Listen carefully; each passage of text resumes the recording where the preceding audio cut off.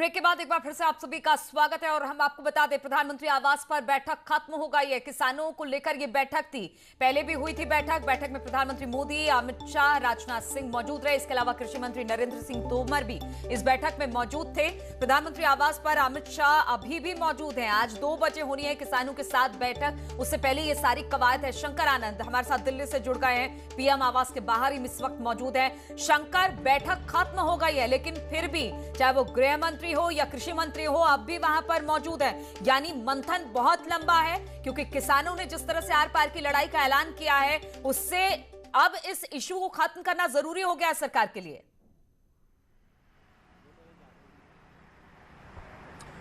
निश्चित तौर पर देखिए, किसानों का जो मसला है ये काफ़ी बड़ा मसला हो गया है और शायद इसी का तकाजा है कि आज प्रधानमंत्री खुद आज इस मामले पर चर्चा करने के लिए अपने तमाम जो वरिष्ठ मंत्रियों को अपने घर पे बुलाए, जिसमें कि केंद्रीय गृह मंत्री अमित शाह, केंद्रीय रक्षा मंत्री राजनाथ सिंह, कृषि मंत्री नरेंद्र सिंह तोमर और पीयूष गोयल, इन तमाम लोगों को बुलाया गया और बैठक हुई। बैठक हालांकि समाप्त हो चुकी है, लेकिन अभी भी केंद्रीय गृह मंत्री अमित शाह प्रधानमंत्री मोदी के आवास में मौजूद हैं। और एक और महत्वपूर्ण अभी जानकारी देना चाहूँगा, अभी थोड़ी देर पहले एक और अभी केंद्रीय मंत्री अंदर पहुंचे हैं, लेकिन अभी उनकी पता नहीं चल पाया है कि वो कौन थे।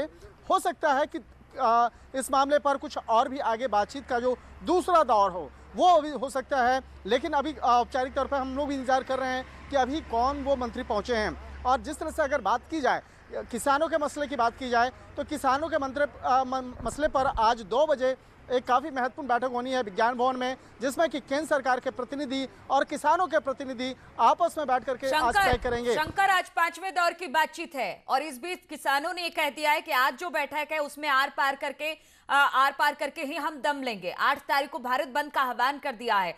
यानी ऐसे में सरकार के ऊपर ये बहुत ज्यादा दारोमदार है कि आज कुछ ना कुछ ठोस नतीजे पर, जब किसानों के साथ सरकार की बैठक होगी, उनके मंत्रियों की बैठक होगी, तो पहुंचा जाए।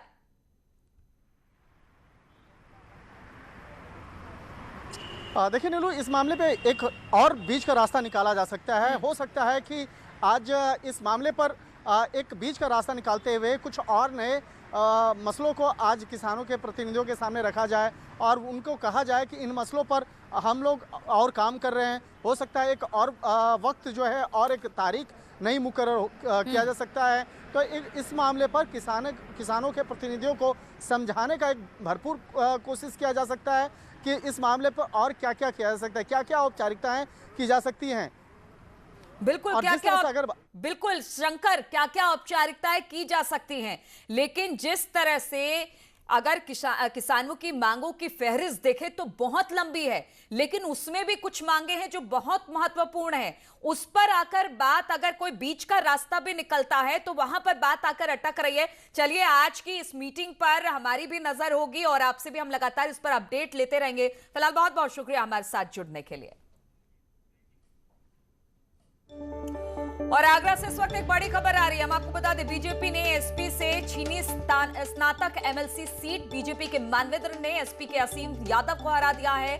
बीजेपी प्रत्याशी मानवेंद्र सिंह को मिले हैं 4070 वोट, एसपी के असीम यादव को मिले हैं 33,975 वोट। तो कहा जा सकता है कि बीजेपी ने यहां पर जीत दर्ज की है।